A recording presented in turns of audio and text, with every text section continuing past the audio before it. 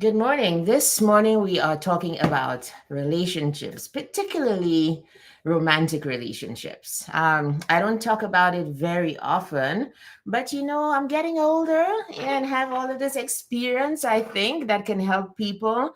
So I wanted to chop it up a little bit. I mean, relationships are always like an attractive thing to speak about. My name is Lisa Dublin. Let me first apologize. Here's what happened this morning, right? You guys know I'm a speaking coach. I'm a life coach and a speaking coach, and just wrapping up like the test cohort for my program Find Your Fire that begins August 5th. So if you want to learn how to become a speaker who makes impact and income, that program is open for enrollment. You can book a consultation with me, or you can join me live on LinkedIn at 12:30 my time today. That would be 2:30 EST and or 12:30, yes. And we can talk about, some of the misconceptions and questions that people have just about speaking. Is this even a thing? What will I speak about? Will people want to hear me? All of the things. I'm going live every single day. I did it yesterday, today as well, and next week as well. Every weekday, I will be going live on LinkedIn to speak about making money as a speaker. Okay, so anyway, this morning, this person in my test cohort is soaring. They all are. Those who ended up staying in the program, they are really taking off. We began in January, end of January, and now these people are out there. Their reels, they're just what they're offering, and they are getting paid. That's what we're heading for. So she has a speech today, and I was coaching her on, just getting the right mindset to coach and to go out there and speak. And it was amazing. So she asked me, and I realized it's perhaps something I need to kind of package and offer to people, because this is my chosen field of expertise. This is my zone of genius, if I may. Everybody needs to know what theirs is. So a lot of the things that I do come very organically. It's from my many years of experience as a speaker. And so before every speech, I say this mnemonic. I go through it. I want to share it with you before we get into our topic of relationships this morning. Before you speak, I have this mnemonic called Chi Helm. And you guys, I kid you not, it serves me every single time to put me in the right frame of mind to address God's people and to speak to them in the purest of hearts, however possible that is, seeing I'm a human being full of everything, okay? Right? But to speak with a clean agenda and to come with no preconceived notions as much as possible. And that mnemonic is CHIHELM. It stands for, the C stands for confidence. The first H stands for honest, like be honest with the people. Don't come putting on a show. Then the two E's, there is CHEEHELM.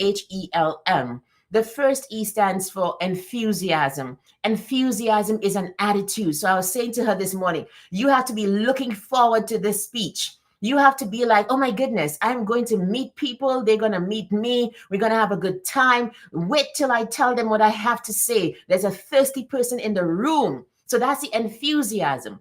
The physical manifestation of the enthusiasm is the energy. You have to be energetic. You cannot be that person just like, shoulders bowed and speaking so slowly and taking 10 years to move one foot before after the other. No, have energy on stage. Even I'm sure you can feel my energy even now. You can tell, even though I'm sitting down in my basement.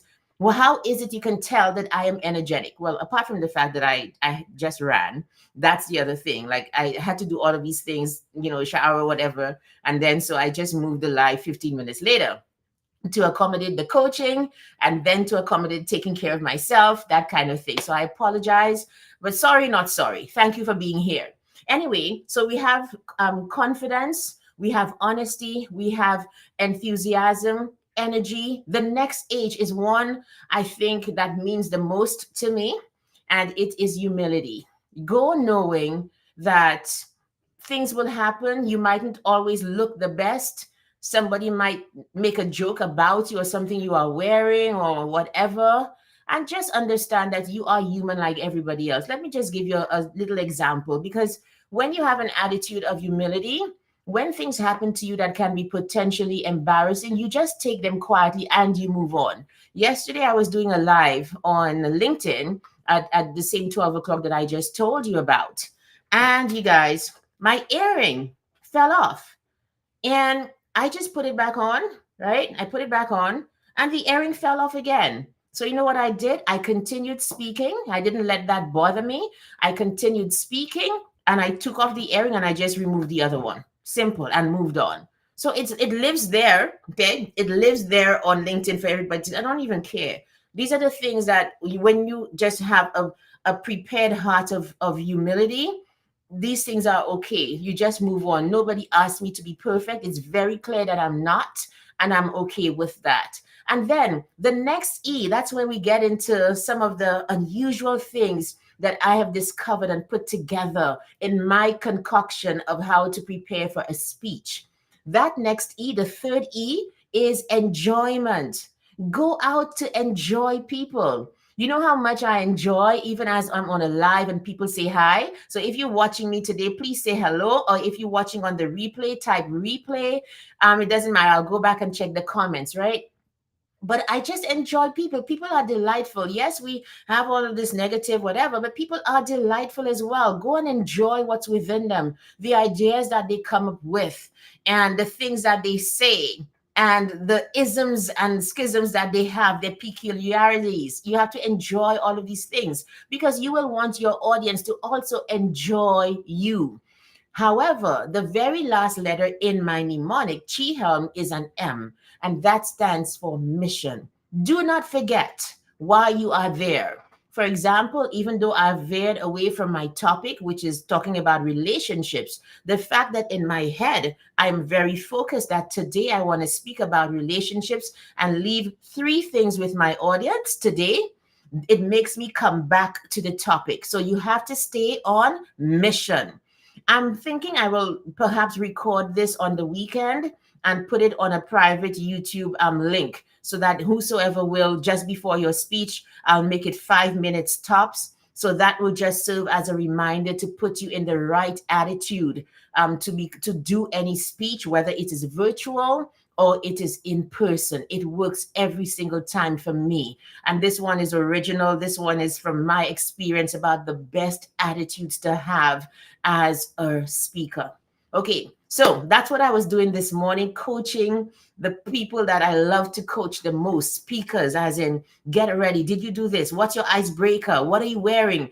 Like, we went through all the things because I'm so excited for her to be stepping out and accomplishing her dream to become a paid speaker, you guys. That is the life. Like, that's the life. But if you want to know more, as I said, here's the link. You can simply, let me see, where is it? You can simply scan this code and go sign up for a consultation with me, and I'll tell you about my Find Your Fire speaker. It is built for people doing the 9 to 5, and it's going to work because it is working now.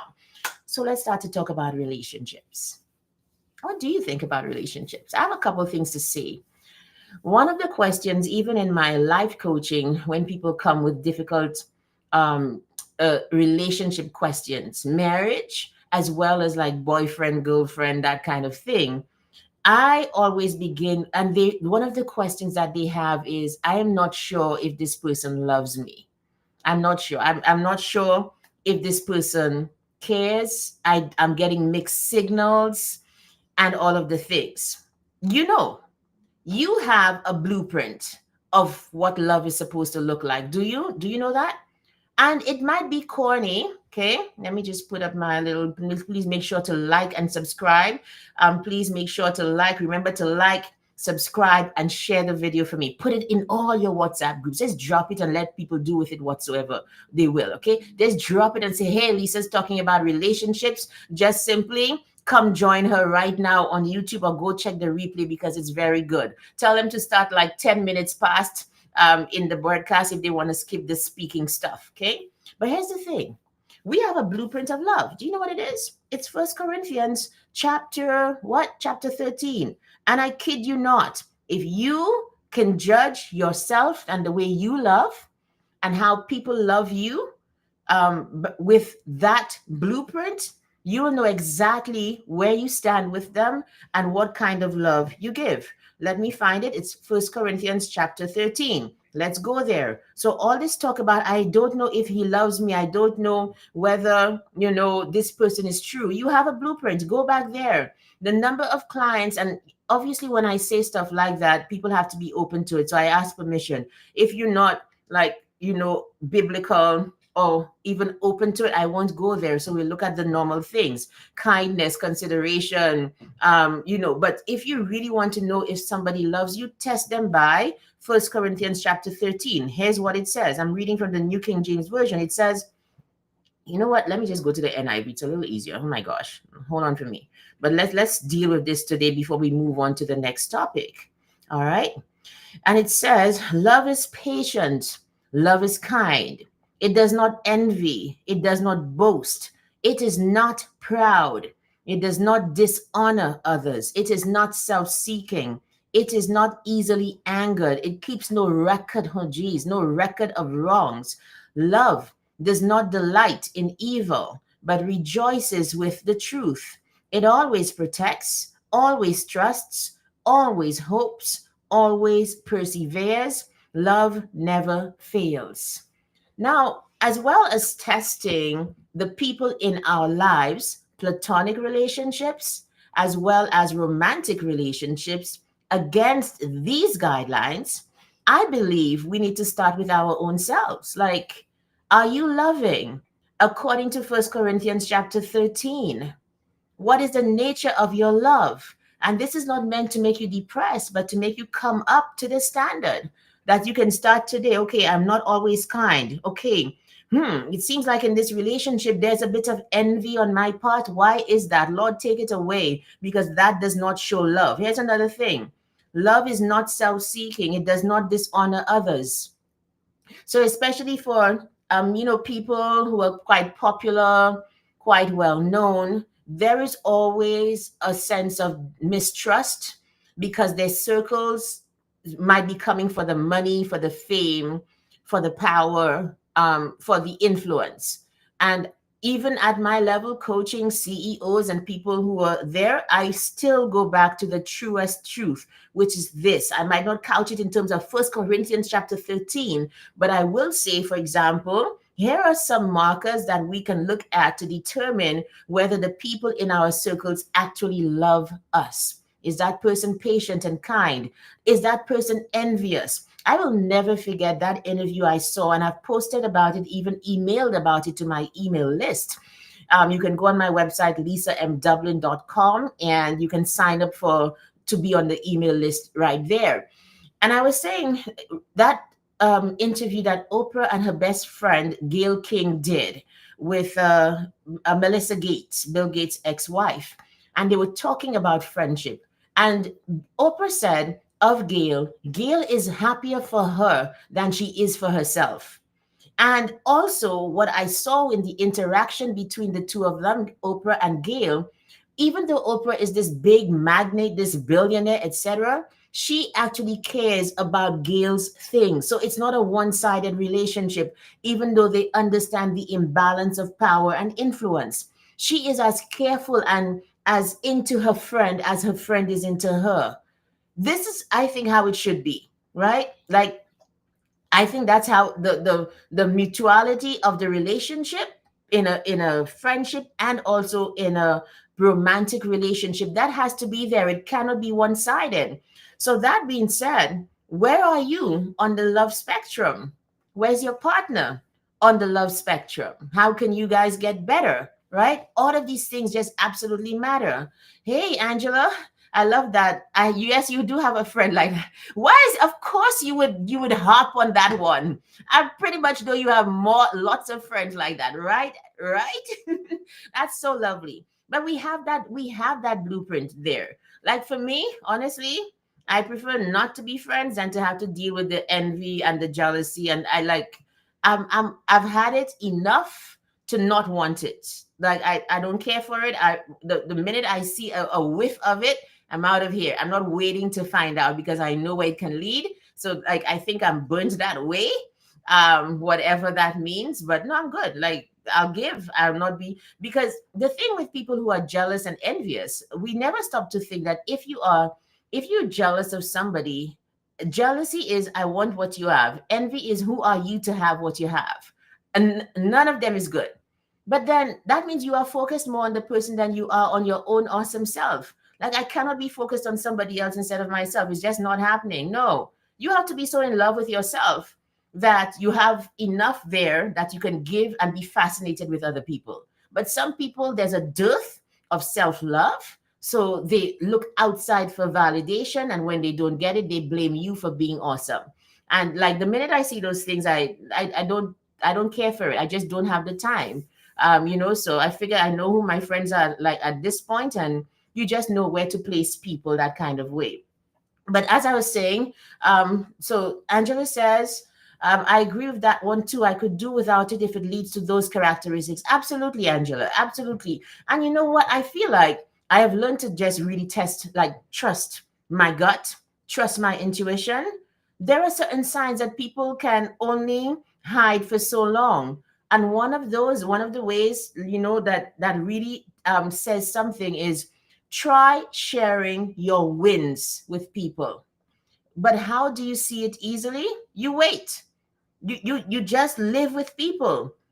And one of the biggest flags for any of us is, yes, you always have friends in when you are down and out. You will get friends because they'll come close to you because they can identify you're not up there. I wrote this poem many years ago that to all the girls. And when I tell you every single part of the poem was true and stuff that I had been through, that the moment you back up again, the moment you begin to blaze, they cross the road when they see you coming, walk out instead of saying good morning because they comparing themselves to you and you coming out on top and they can't handle that. I experienced that, right? Test them by telling them your wins and see what happens. That's always a marker. If you can't handle my wins, you are in for a very rough time, because by the grace of God, he says that when you are in him, he will perfect that which concerns you. So obviously, you have to be on the up and up if you know God and you stick with him. That this is a vine. If you stay connected to him, you are going to bear fruit. So how can I have somebody around me who is not comfortable when I bear fruit? That's not going to work. Move, go step aside. As Beyonce said, to the left. Like, no. So we have that. Let me not get ahead of myself. We have this testimony of what love is supposed to look like. And, I know where I myself can sometimes be very self-seeking. And so I'm like, okay, in my friendships and in my marriage, what do I need to change? And so let me look at Angela's question, which says, how do you see so easily? So number one, test them with your wins. Number two, and this one I take very seriously. If you are gossiping with me about somebody, you are not getting my secrets. No, I don't care. Like, I have had, as a coach, and y'all know that, those of you who have coached and, been in class, I've had you in class, the concept of being a vault is sacred to me. I don't care if you are my best client. The information that you get from me begins and stops with you. I coach other people who have their other secrets. I don't owe you that along with loyalty to you. It's just not professional. It's just not the way that you do it. So that's another marker. Like, if you're talking about other people very easily with me, I am not going to take it like I am so important to you that you're not going to tell my secrets. You're very well going to do it because it's just your nature. Because things just come out when you least expect it, because that is just who you are, not what you want to do. So I always look for for me, it's better to have people around you who are talking about ideas and movements and facts and history and just chopping up, have a good time, than people who are just talking about other people. That means you yourself, when I leave, the same thing is going to happen. So these are other signs. And I just watch people, what they say, what they emphasize. Do you know sometimes people are having conversations in their head about you and you're not even there? And the things that they emphasize when they talk to you tell you what they might have been thinking about and making assumptions about where you are concerned. Where you are concerned. Like, anyway, I'm not going to give examples here just because, whatever. But I think you know what I'm talking about. So here's the first thing that I came to say about relationships. We have a blueprint of how it's supposed to look. Look at your friendships and look at how you are as a friend. Look at your romantic relationship. I hope it's a relationship and not relationships, right? You don't want to be in too many of those, okay?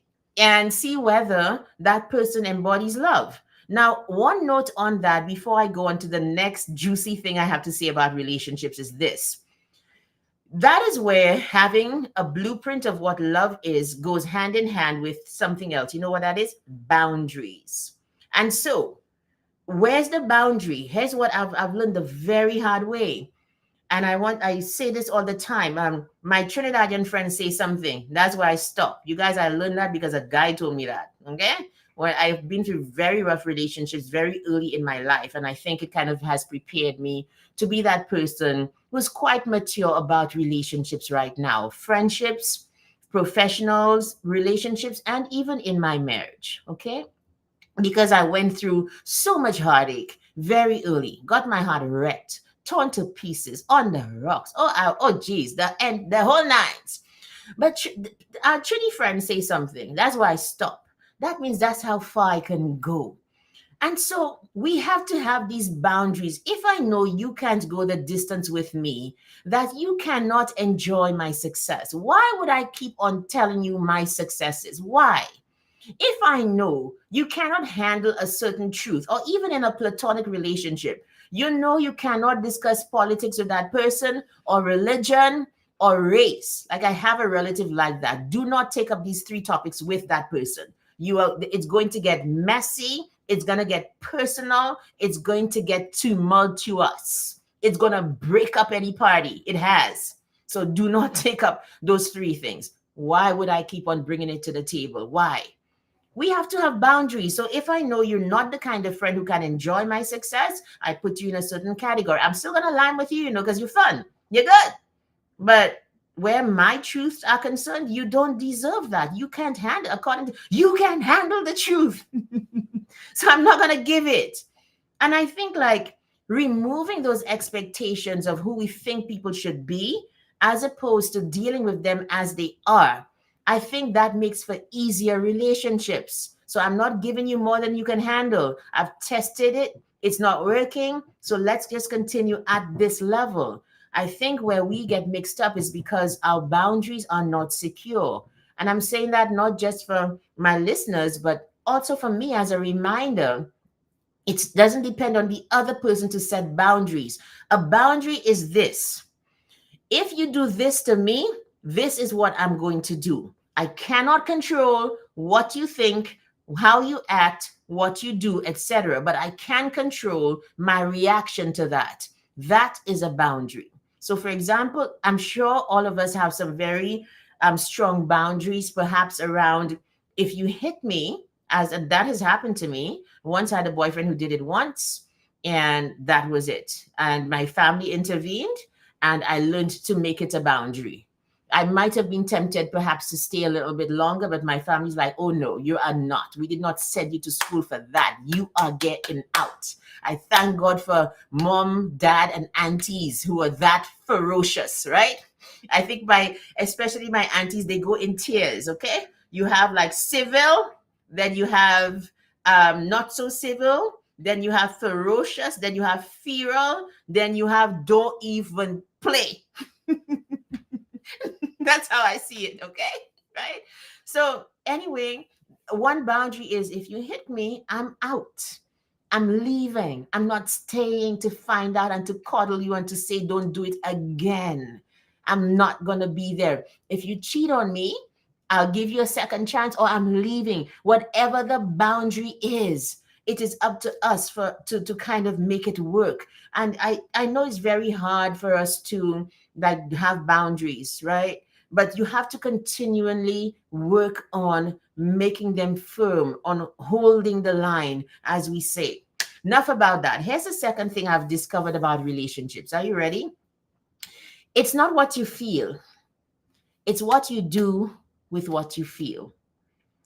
It's not what you feel, it's what you do with what you feel. What does that mean?